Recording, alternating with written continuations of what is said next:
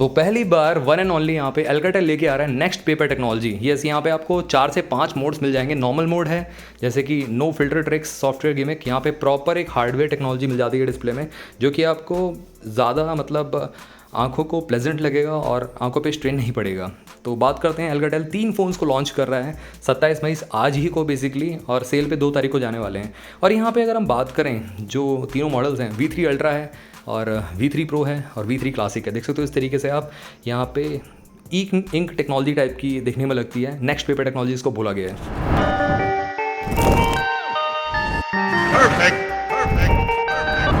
Alcatel की बात मैं करूँ यहाँ पे तो 3 फ़ोन्स इन्होंने लॉन्च किए हैं। Alcatel series basically made in India ये इनिशिएटिव लेके आए हैं और न्यू कंपनी बेसिकली आप कह सकते हो। आज ये लॉन्च हुए हैं, सेल पे जाएंगे 2 तारीख को। अब डिफरेंस क्या है बेसिकली, तो ये डिफरेंस आपको जानना बहुत ज़रूरी है अगर आप इन तीनों में से कोई सा भी बाय करने का सोच रहे हो।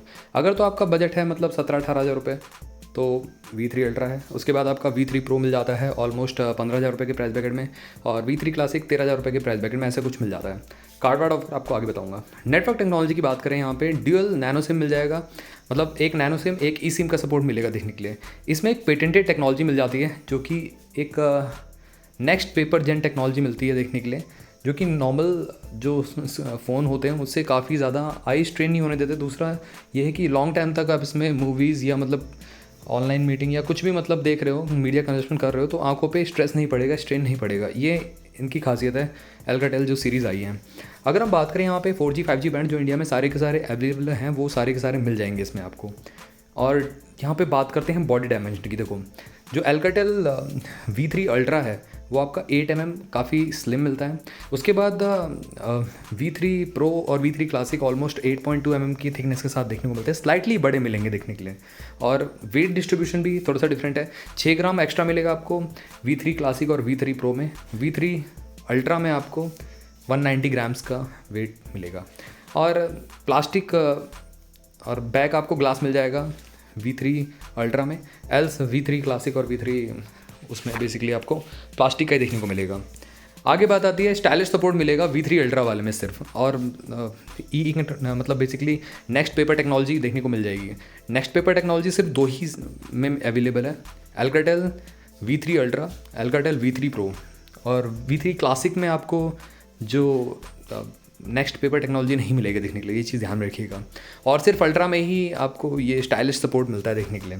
IP रेटिंग यहाँ पे क्लासिक में और V3 प्रो में ही बताई गई है। एग्जैक्टली जो V3 अल्ट्रा है उसमें IP रेटिंग का कुछ जिक्र नहीं किया है कंपनी ने। बट अगर हम डिस्प्ले की बात करें तो यहाँ पे तीनों ही फ़ोन्स में आपको, तीनों ही जो सीरीज़ लॉन्च की है, तीनों में ही IPS डिस्प्ले मिलती है। अब यहाँ पे थोड़ा सा डिफरेंस ज़रूर है, जैसे कि नेक्स्ट पेपर टेक्नोलॉजी जो मिलती है आपको V3 अल्ट्रा में, और V3 जो प्रो है उसमें देखने को मिलती है, जो क्लासिक है उसमें देखने को नहीं मिलेगी। डिस्प्ले साइज़ भी स्लाइटली मतलब V3 अल्ट्रा का बड़ा है, 6.8 इंचेस की IPS डिस्प्ले मिलती है 120 हर्ट्ज़ की, और V3 प्रो की जो है वो आपको 6.7 इंचेस की मिलती है, और V3 क्लासिक की आपको सेम 6.7 इंचेस की देखने को मिलती है। अब अगर हम स्क्रीन टू बॉडी रेशियो की बात करें तो 85% का स्क्रीन टू बॉडी रेशियो है आपका V3 प्रो में और V3 क्लासिक में, और V3 अल्ट्रा में स्लाइटली बड़ा डिस्प्ले है जिसकी वजह से screen to body ratio better हो जाता है 86.8% का, और फुल HD प्लस आपको रिजोल्यूशन मिल जाता है V3 अल्ट्रा में। V3 प्रो और V3 क्लासिक में आपको सेम मतलब 720 पिक्सल्स का रिजोल्यूशन मिलता है, एवरेज डिस्प्ले बेसिकली।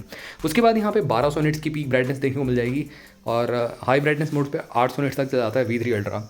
और V3 क्लासिक और V3 प्रो जो है वो तो कहीं ना कहीं आपको 480 से 500 निट्स की पीक ब्राइटनेस ही देखने को मिलेगी, मतलब नॉर्मल ब्राइटनेस। 720 पिक्सल्स का रिजोल्यूशन से लेके 1K रिजोल्यूशन वाले डिस्प्ले जिसमें मैंने आपको बता ही दिया, तीनों ही फ़ोन्स में। अब हम बात करते हैं प्लेटफॉर्म की। Android 15 out of the box मिलेगा आपको, 2 एंड्रॉयड अपडेट्स आपको देखने को मिल जाएंगे इन फ्यूचर, और 3 साल के सिक्योरिटी पैचेस प्रोवाइड किया है कंपनी ने, अपनी तरफ से क्लेम किया हुआ है। और यहाँ पे प्रोसेसर की बात करें तो सारे फ़ोन्स में जितनी भी सीरीज़ इन्होंने लॉन्च करने वाले हैं, तीनों सीरीज़ में आपको Dimensity 6300 चिपसेट मिलता है, जो कि 6 नैनोमीटर पर बेस्ड है। अब ये एक मिड रेंज प्रोसेसर चिपसेट है जो कि डे टू डे टास्क में काम कर जाएगी, कोई दिक्कत नहीं। गेमिंग के लिए नहीं बनी है बिल्कुल भी, मैं रिकमेंड नहीं करूँगा अगर आप गेमिंग के लिए लेना चाहते हैं इस फ़ोन को। मीडिया कंजम्पशन के लिए काफ़ी अच्छी है, 120 हर्ट्ज़ की रिफ्रेश रेट वाली डिस्प्ले है, तो स्मूथ एक्सपीरियंस मिलेगा, लैग हैंग नहीं करेगी है। और MediaTek Dimensity 6300 जो है वो केपेबल प्रोसेसर है, as such day to day task में लैग हैंग नहीं मिलेगा देखने के लिए। ये अच्छा है कि इन्होंने तीनों ही फ़ोन्स में सेम 6300 चिपसेट दिया है डिमेंसिटी का। माली G57 MC2 आपको जो GPU है वो देखने को मिल जाता है। और इसी के साथ साथ यहाँ पे अगर हम मेमोरी की बात करें तो कार्ड स्लॉट आपको तीनों ही फ़ोन्स में देखने को मिलेगा। और यहाँ पे 512 GB तक आप कार्ड स्लॉट लगा सकते हो उसमें। वैसे वेरिएंट्स की बात करें 64 GB इन्होंने नहीं लॉन्च किया है, सीधे ही 8 128, 8 256, 6 256 का ऑप्शन देखने को मिल जाएगा। अब 8 128 इन्होंने V3 अल्ट्रा में दिया है SD कार्ड सपोर्ट के साथ। उसके बाद V3 प्रो में आपको 8 256 मिल जाएगा और V3 क्लासिक में आपको 6 256 मिल जाएगा। अब पता नहीं कॉम्बिनेशन कैसा रखा है इन्होंने, 8 256 रखना चाहिए था। इवन V3 अल्ट्रा में भी इनको 8 256 देना चाहिए था। अब अगर हम बात करें यहाँ पे UFS 2.2 का सपोर्ट मिलेगा। एक्जैक्टली कंपनी ने बताया नहीं है eMMC 5.1 है या UFS 2.2 है, बट मेरे को लग रहा है कि UFS 2.2 ही देगी कंपनी, 4.1 या 4 या 3.1 नहीं देगी। अब हम बात करते हैं कैमरास की, तो गाइस एवरेज से कैमरे मिलते हैं देखने के लिए। फ्रंट कैमरा की बात करें तो 32 मेगापिक्सल की सेल्फी मिल जाएगी आपको Alcatel V3 अल्ट्रा में।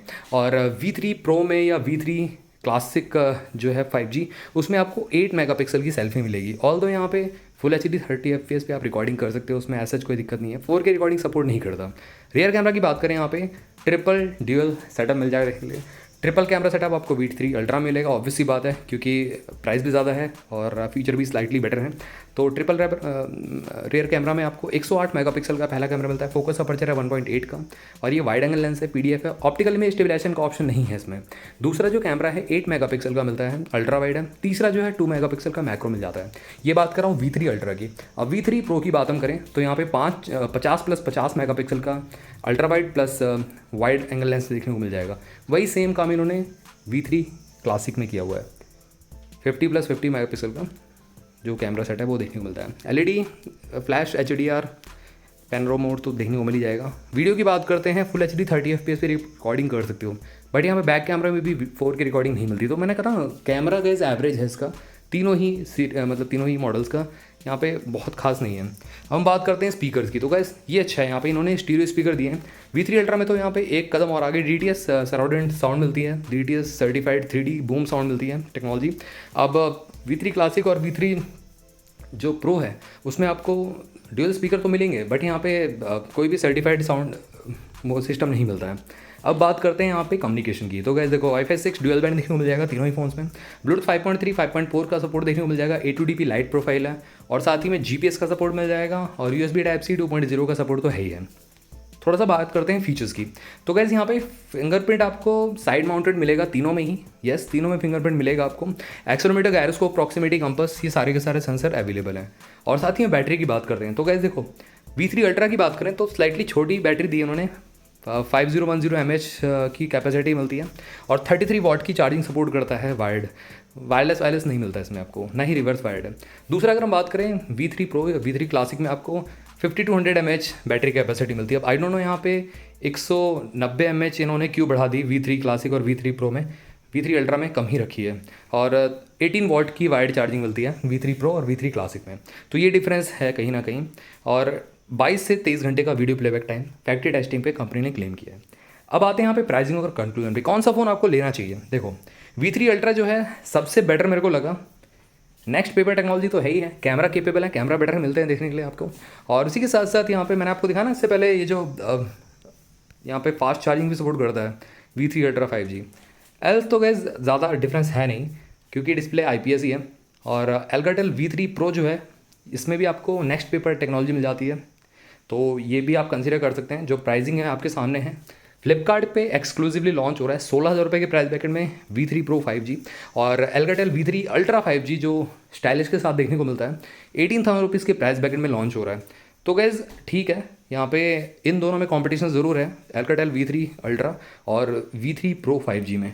और Alcatel V3 क्लासिक तो मेरे ख्याल से एवरेज है, बिलो एवरेज फ़ोन है, इसको लेना बनता नहीं है क्योंकि यहाँ पे नेक्स्ट पेपर टेक्नोलॉजी भी नहीं है यहाँ पे, है ना, जो आपको इन दोनों में मिल जाती है।